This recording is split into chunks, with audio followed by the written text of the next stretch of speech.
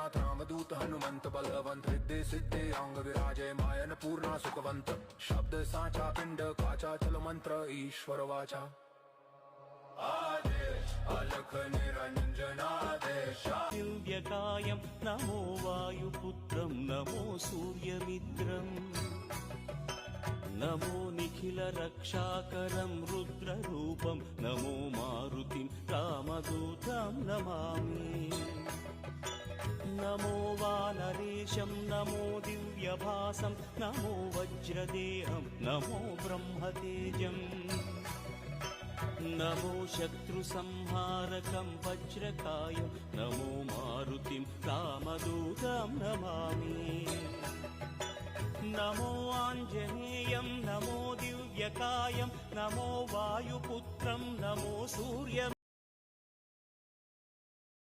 नलिनं पोले महागगनं सहस्रजल संशोभितनलिनं पोले महागगनं समस्तभुवनं काक्कुमनादिमहस्सिं सोपानम् समस्तभुवनं काक्कुमनादिमहस्सिं सोपानम् आत्तिरुनलिनपरागं चार्तुग अगमिर्यामरविन्दम्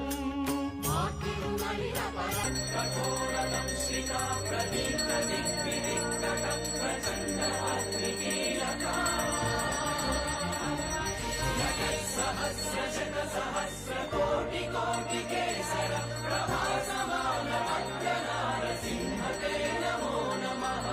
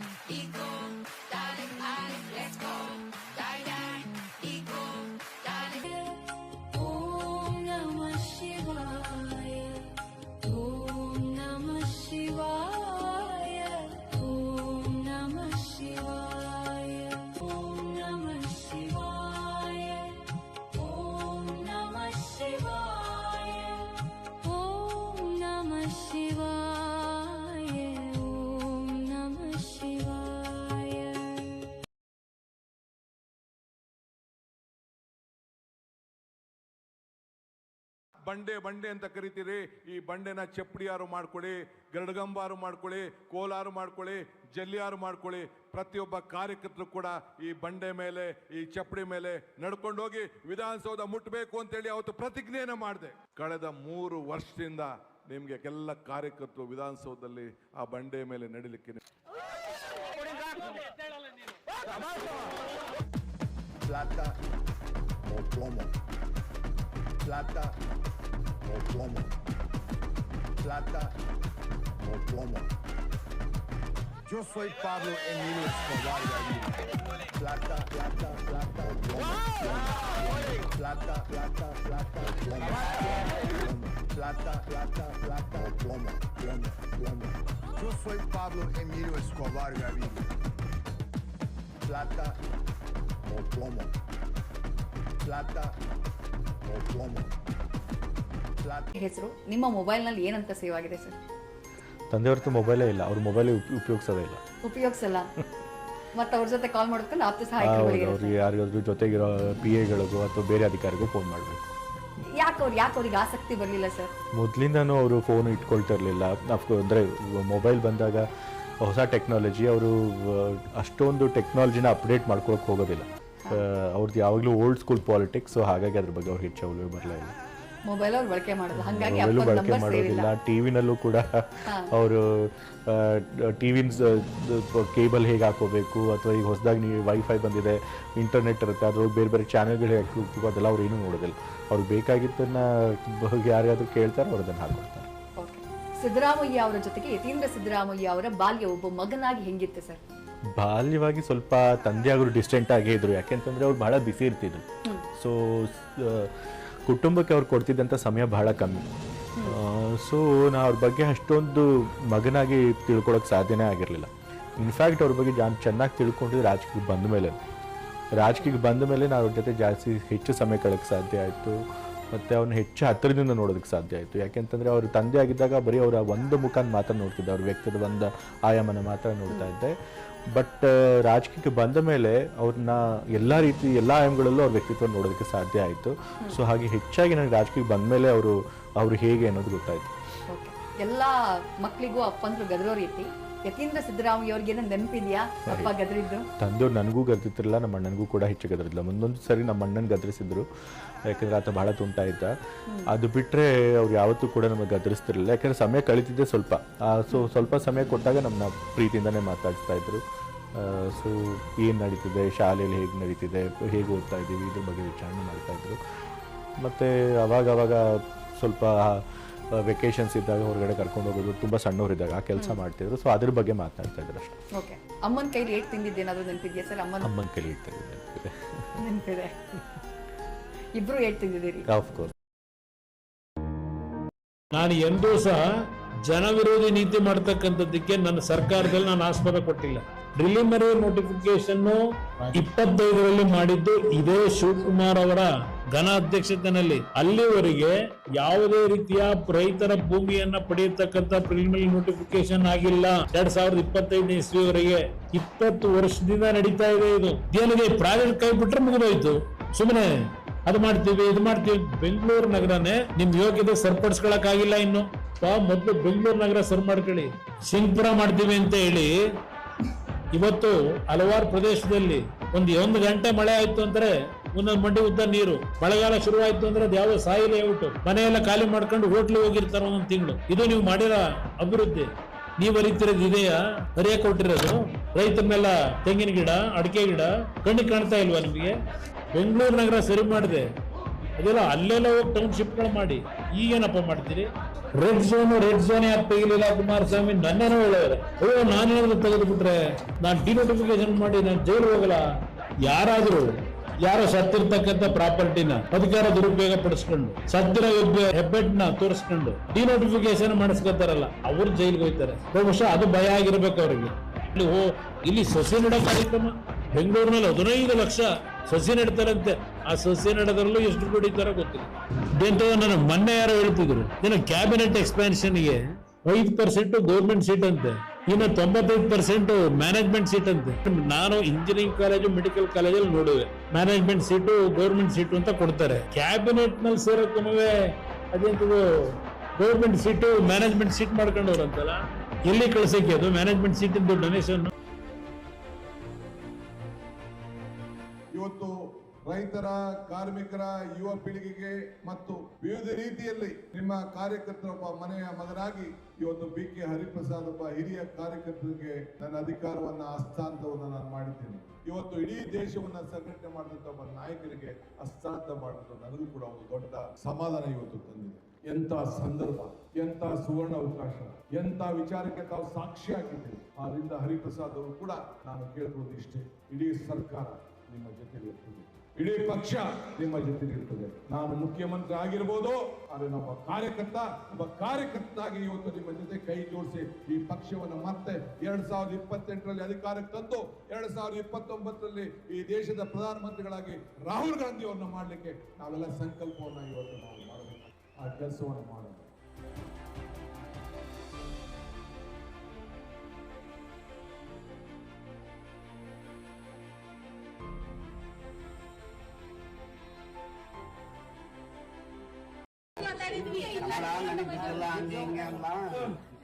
ಬರ್ತಾರ ಬರ್ರಿ ಅಂತ ಕರೆದು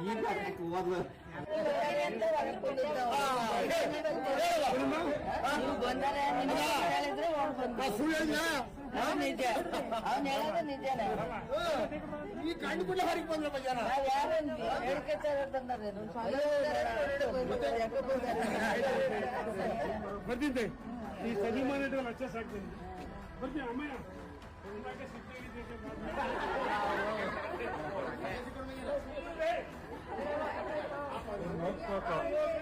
ನಗು ಸಾಕ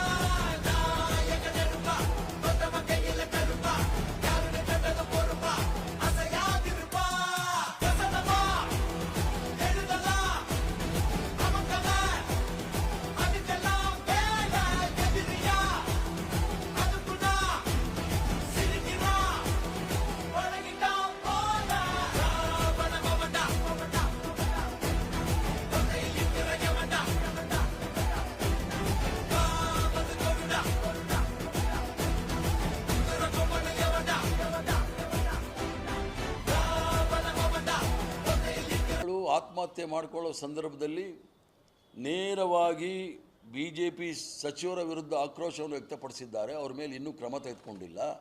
ಇಷ್ಟೆಲ್ಲ ಮಕ್ಕಳು ಆತ್ಮಹತ್ಯೆ ಮಾಡ್ಕೊಳ್ಳೋದಕ್ಕೆ ಲಕ್ಷಾಂತರ ಜನ ಪದೇ ಪದೇ ಪರೀಕ್ಷೆ ಬರೀಲಿಕ್ಕೆ ಕಾರಣಕರ್ತರು ಯಾರು ಅಂಥೇಳಿ ಈ ಒಂದು ಸಂಸದರು ಏನು ಹಬ್ಬಿಸ್ತಾ ಇದ್ದಾರೆ, ಸುಳ್ಳು ಹಬ್ಬಿಸ್ತಾ ಇದ್ದಾರೆ, ಅದ್ರ ಬಗ್ಗೆ ಹೇಳಬೇಕಾಗುತ್ತೆ. ಈಗ ಮೈಸೂರಲ್ಲಿ 1847 ವಿದ್ಯಾರ್ಥಿಗಳು ಆಗಿದ್ದಾರೆ. ಅಲ್ಲಿ ಯಾವ ಕಾರ್ಯಕ್ರಮ ಇತ್ತು? ಯಾದಗಿರಿಯಲ್ಲಿ 286 ಅಭ್ಯರ್ಥಿಗಳು ಹಾಜರಿಯಾಗಿದ್ದಾರೆ. ಅಲ್ಲಿ ದಕ್ಷಿಣ ಕನ್ನಡದಲ್ಲಿ ಆಗಿದೆ. ಅಲ್ಲಿ ಯಾವ ಕಾರ್ಯಕ್ರಮ ಇರಲಿಲ್ಲ.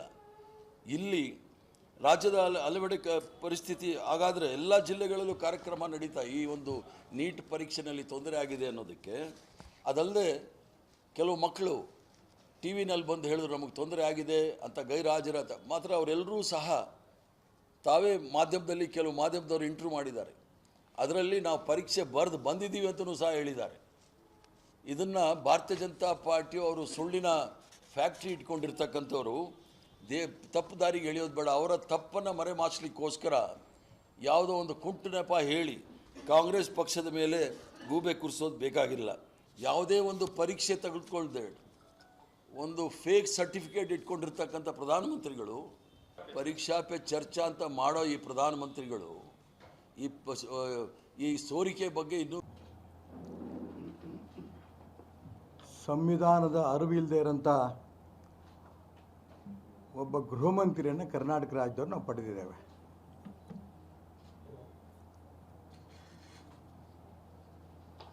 ರಸ್ತೆಯಲ್ಲಿ ಹೋಗುವಂಥ ಯಾವುದೋ ಒಬ್ಬ ರಾಜಕಾರಣಿ ಮಾತಾಡ್ದಂಗೆ ಮಾತಾಡ್ತಾ ಇದ್ದಾರೆ. ಒಬ್ಬ ಗೃಹ ಮಂತ್ರಿ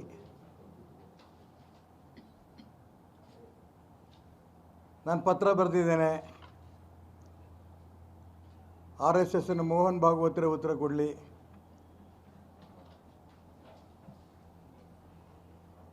ಇಷ್ಟು ಕೆಳಮಟ್ಟಕ್ಕೆ ಯಾಕೆ ಇಳಿದ್ರು ಅಂತ. ಈ ದೇಶದಲ್ಲಿ ಕಾನೂನಿದೆ. ಕಾನೂನು ಪ್ರಕಾರ ಯಾವುದೇ ಸಂಸ್ಥೆ ರಿಜಿಸ್ಟರ್ ಮಾಡಬೇಕು ಮಾಡಬಾರ್ದು ಆ ಸಂಸ್ಥೆಗೆ ರೆಸ್ಪಾನ್ಸಿಬಲ್ ನಾಯಕಿ ಕಲ್ಯಾಣ ಕರ್ನಾಟಕ ವಿಭಾಗ ರೆಡ್ಡಿ.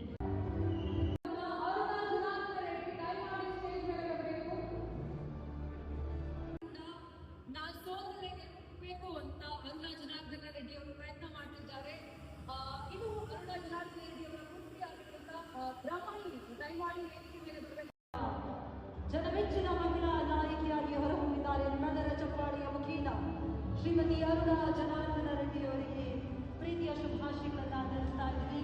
ಕರ್ನಾಟಕ ಟಿವಿ 2025ರ ಪ್ರಶಸ್ತಿ ವಿಜೇತರು ಶ್ರೀಮತಿ ಅರುಣಾ ಜನಾರ್ದನ ರೆಡ್ಡಿ ಅವರಿಗೆ ಶುಭಾಶಯ. ಕರ್ನಾಟಕ ಟಿವಿ ಕಡೆಯಿಂದ ನಮ್ಮ ಉತ್ತರ ಕರ್ನಾಟಕ ಭಾಗದಿಂದ ಜನಮೆಚ್ಚಿದ ಪಕ್ಷದ ಕಾರ್ಯಕರ್ತರಿಗೂ ಎಲ್ಲ ಜನಾರ್ದನ್ ರೆಡ್ಡಿ ಅವರ ಅಭಿಮಾನಿಗಳಿಗೂ ಮುಖ್ಯವಾಗಿ ನನ್ನ ಪತಿ ಜನಾರ್ದನ್ ರೆಡ್ಡಿ ಅವರಿಗೂ ಈ ಕರ್ನಾಟಕ ಟಿವಿ ಅವರಿಗೂ ಶಿವಕುಮಾರ್ ಅವರು ಫೋನ್ ಮಾಡಿ ಹೇಳಿದರು, ಮೇಡಮ್ ತಾವು ತಪ್ಪದೇ ಬರಬೇಕು, ನಿಮಗೆ ಅವಾರ್ಡ್ ಬಂದಿದೆ ಅಂತ. ಭಾಳ ಸಂತೋಷ ಆಗಿದೆ. ಶಿವಕುಮಾರ್ ಅವರು ಇನ್ನೂ ಬೆಳಿಬೇಕು ಅನ್ನೋ ರೀತಿಯಲ್ಲಿ ನಮ್ಮ ಕರ್ನಾಟಕ ಟಿವಿ ಬೆಳೀತಾ ಇದೆ. ಅವ್ರಿಗೂ ಶುಭಾಶಯವನ್ನು ಕೋರುತ್ತಾ ಈ ಅವಾರ್ಡ್ಗಳನ್ನು ತಗೊಂಡಿರುವ ಎಲ್ಲರಿಗೂ ಆರ್ಥಿಕ ಶುಭಾಶಯಗಳನ್ನು ತಿಳಿಸ್ತಾ ಇದ್ದೀನಿ. ಜೈ ಹಿಂದ್, ಜೈ ಕರ್ನಾಟಕ.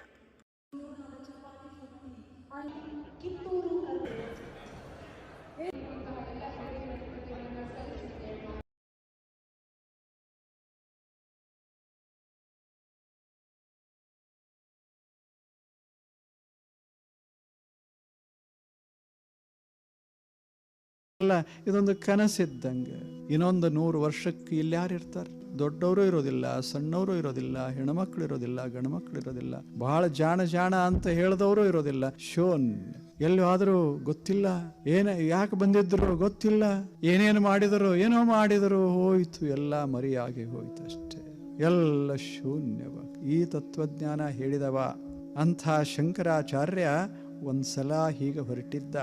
ಒಂದು ಹೊಲ ಮಧ್ಯದಲ್ಲಿ ಒಂದು ದೊಡ್ಡ ವೃಕ್ಷ, ಮಾವಿನ ವೃಕ್ಷ. ಆ ಮಾವಿನ ವೃಕ್ಷದಲ್ಲಿ ಹಣ್ಣುಗಳು ತುಂಬಿ ತುಂಬಿ ನಿಂತಿದ್ದು. ಹಣ್ಣು ಒಂದಿಷ್ಟು ತಿನ್ನಬೇಕನ್ನಿಸ್ತು. ಅಲ್ಲಿ ಒಬ್ಬ ಮುದುಕ ಕೂತಿದ್ದ. ಅಲ್ಲಿಗೆ ಹೋದ ಶಂಕರ. ಹೋದ ಕೂಡಲೇ ಮುದುಕ ಕರೆದು ಕೂಡಿಸಿ ಆ ಬಳಿಕ 4 ಹಣ್ಣುಗಳನ್ನು ಕೊಟ್ಟು ತಿನ್ನುವಂದ. ಶಂಕರ್ ಎಷ್ಟು ಸಂತೋಷ ಆಗಬೇಡ. ಹೀಗೆ ಇದ ಭಾರತೀಯ ಸಂಸ್ಕೃತಿ. ಹೆಸರು ಕೇಳಿಲ್ಲ, ಏನೂ ಕೇಳಿಲ್ಲ, ಹಸದಾವ ಬಂದಾನ ನಮ್ಮಲ್ಲಿ ಹಣ್ಣದ ಅಂತ ಕೊಟ್ಟು ಸಂತೋಷ ಪಡುವಂಥ ಹೃದಯದಲ್ಲ, ಇದಕ್ಕೆ ಸಂಸ್ಕೃತಿ ಅಂತ ಕರೆದರು. ಹಸದಾನಲ್ಲ, ಮುಗೀತು. ಎಂಥ ಮನಸ್ಸು. ನಾವಾದ್ರೆ ಹಂಗಾಗೋದಿಲ್ಲ. ಒಂದು ಹಣ್ಣು ಕೊಟ್ಟರೆ ಎಷ್ಟು ಹಾಳಾತು. 20 ರೂಪಾಯಿ ಅಮೇರಿಕಾದಾಗ ಮಾರಾಟ ಮಾಡಿದ್ರೆ 100 ರೂಪಾಯಿ. ಈ ಮನುಷ್ಯಾಗ 100 ರೂಪಾಯಿ ಸುಮ್ಮನೆ ಯಾಕೆ ಕೊಡೋದು? ಹಣ್ಣಲ್ಲ, 100 ರೂಪಾಯಿ ಉಳಿತಷ್ಟೆ. ನಾವು ಎಲ್ಲವನ್ನ ರೂಪಾಯಿ ಸಂಖ್ಯೆಯಲ್ಲಿ ಎಣಸಾಕ್ ಶುರು ಮಾಡಿದೆವಲ್ಲ, ಜೀವನದ ವೈಭವ ಮರೆಯಾಯ್ತದೆ. ಸ್ನಾಯುಗಳನ್ನ ಬೆಳೆಸಿ ಊದಿಕೊಳ್ಳೋದು ಅಂದ್ಕೊಂಡಿದ್ದೀವಿ, ಅಲ್ಲಿ ಕುತ್ತಿಗೆನೂ ತಿರುಗಲ್ಲ. ಫಿಟ್ನೆಸ್ನ ಪೂರ್ತಿಯಾಗಿ ಬೇರೆನೇ ರೀತಿಲಿ ತಂದ್ಕೋಬಹುದು. ಇಂದಿನ ಕ್ರೀಡಾಪಟುಗಳು ಅಳತೆ ಮೀರಿ ಸ್ನಾಯುಗಳನ್ನ ಬೆಳೆಸಿಕೊಳ್ಳಲ್ಲ. ಅವರು ತೆಳ್ಳಗೆ ಚೆನ್ನಾಗಿರ್ತಾರೆ, ಯಾಕೆಂದ್ರೆ ಎಲ್ರಿಗೂ ಅರ್ಥ ಆಗ್ತಿದೆ, ಸುಮ್ಮನೆ ಸ್ನಾಯುಗಳನ್ನ ಬೆಳೆಸಿಕೊಳ್ಳೋದ್ರಿಂದ ಹೆಚ್ಚು ಪರಿಣಾಮಕಾರಿ ಅಥವಾ ಸದೃಢವಾಗಲ್ಲ ಅಂತ. ಕದನ ಕಲೆಯಲ್ಲಿ ಇರೋರನ್ನ ನೋಡಿ, ಅವರು ತುಂಬಾನೇ ತೆಳ್ಳಗೆ ಇರ್ತಾರೆ, ಅಳತೆ ಮೀರಿ ಸ್ನಾಯುಗಳನ್ನ ಬೆಳೆಸಿಕೊಳ್ಳಲ್ಲ. ಮಾನವ ದೇಹನ ಅತಿಯಾದ ಸ್ನಾಯುಗಳಿಂದ ಬೆಳೆಸಬೇಕಿಲ್ಲ.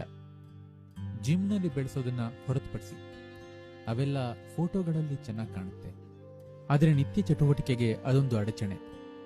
ದೇಹವನ್ನ ಒಳಗಿನಿಂದ ಸದೃಢವಾಗಿಸೋ ದಾರಿ ಇದೆ, ಒಂದಿಡೀ ವ್ಯವಸ್ಥೆ ಇದೆ. ಅದನ್ನ ಅಂಗಮರ್ದನ ಅಂತೀವಿ. ಅದರ ಅರ್ಥ ಅಂಗಗಳ ಮೇಲೆ ಹಿಡಿತ ಸಾಧಿಸೋದು ಅಥವಾ ಅಂಗಗಳನ್ನ ಕೊಲ್ಲೋದು. ಅಂಗಗಳನ್ನ ಕೊಲ್ಲೋದು ಅಂದ್ರೆ ನೀವಿಲ್ಲಿ ಕೂತ್ರೆ ದೇಹದ ಪರಿವೇನೇ ಇರಬಾರ್ದು, ಅದು ಇಲ್ಲವೇ ಇಲ್ಲ ಅನ್ನೋ ಹಾಗೆ. ನಿಮಗೆ ದೇಹದ ಪರಿವೇನೇ ಇಲ್ಲದಿದ್ರೆ ನೀವೇನೇ ಕೆಲಸ ಮಾಡಿದ್ರು ಅದು ಒತ್ತಡ.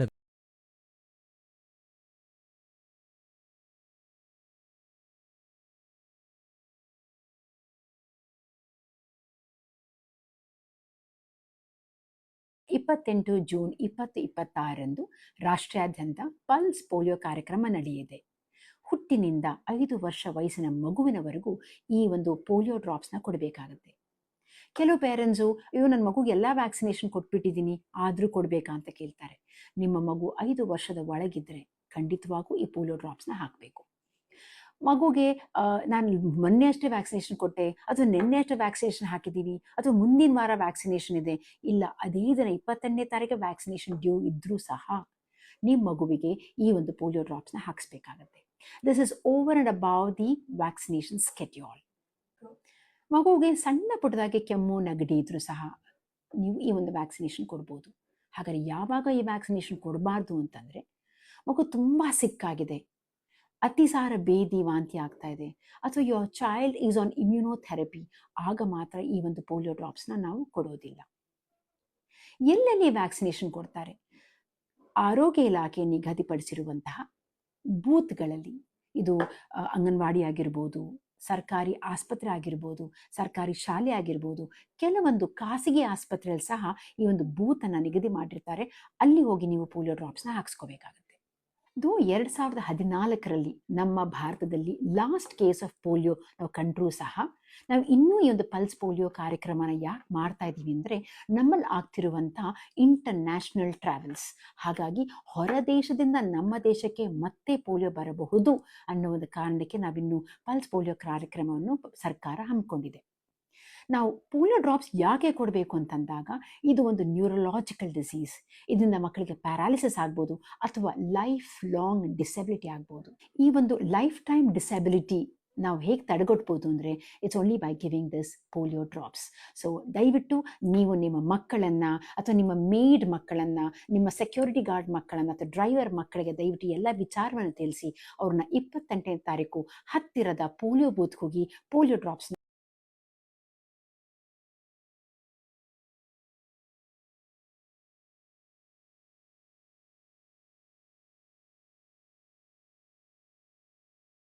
छोड़ो सनम काहे का गम, हंसते रहो खिलते रहो.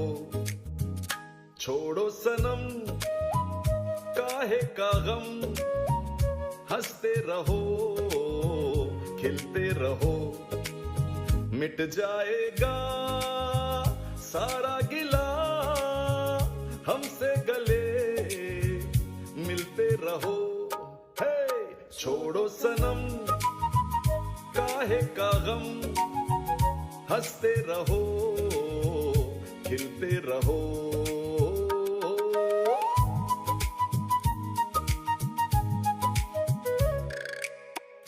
आप मेरे साथ गाएंगे? Come on join me. आओ मिलकर के यूं बहक जाएं के महक जाएं आज होठों की कलियां. झूमे फिजा ये गलियां बन जाए फूलों की गलियां. आओ मिलकर के यूं बहक जाएं के महक जाएं आज होठों की कलियां. झूमे फिजा ये कलियां बन जाए फूलों की गलियां. आई आई अय्या आई आई अय्या